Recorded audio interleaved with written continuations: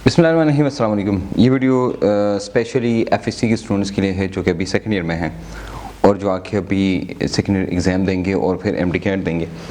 तो पहली बात यह है कि वो ये सोच रहे हैं कि क्या रिवाइज सिलेबस होगा, मतलब जिसको स्मार्ट सिलेबस कहते हैं, और क्या हम एमडीकैट देंगे तो क्या वो एमडीकैट में हम ये स्मार्ट सिलेबस इस्तेमाल करेंगे। नंबर 2, तीसरा पॉइंट ये है कि क्या हम अभी एमडीकैट की तैयारी शुरू करें या हम इंतज़ार करें, एफएससी की बात शुरू करें। तो ये 3 मेन पॉइंट्स हैं जिनके बारे में हम बात करेंगे आज, और ये बहुत इंपॉर्टेंट पॉइंट्स हैं एक्चुअली। अगर आप देखें एक नज़र से तो this is very turning point. अगर आप ये 4, 5, 6 महीने हमने इस्तेमाल किए, you can change your life.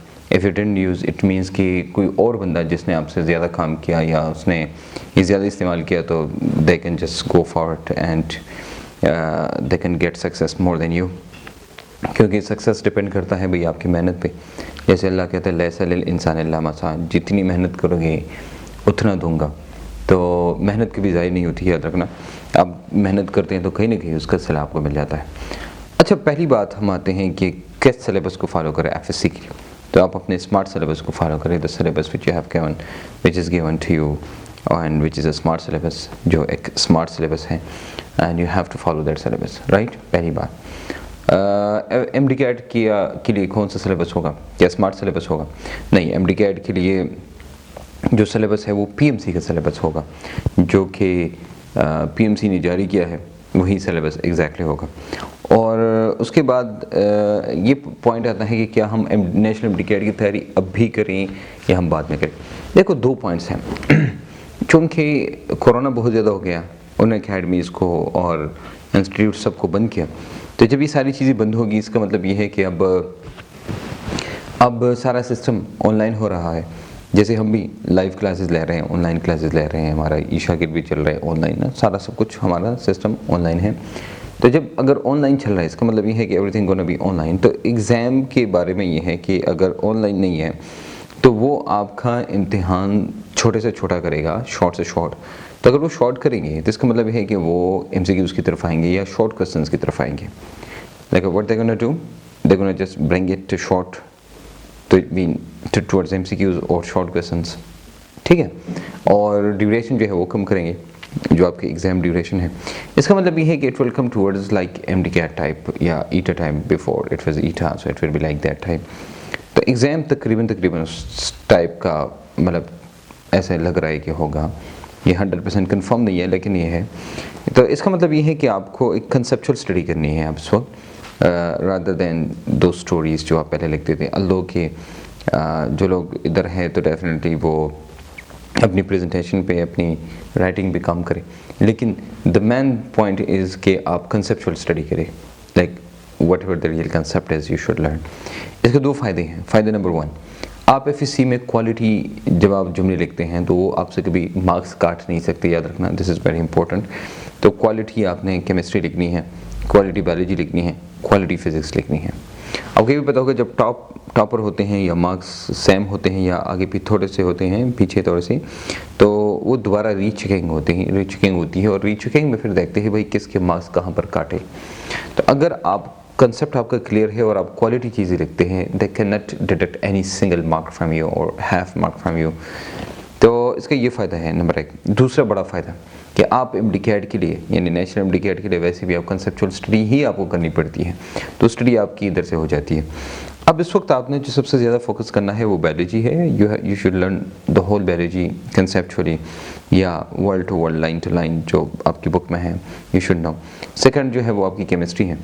अब बायोलॉजी और केमिस्ट्री में फ़र्क ये है कि बायोलॉजी आप खुद कर सकते हैं, you can just set and just study and you can read and you can just make the tables and you can say कि यार ये है, ठीक है, that is not a big deal.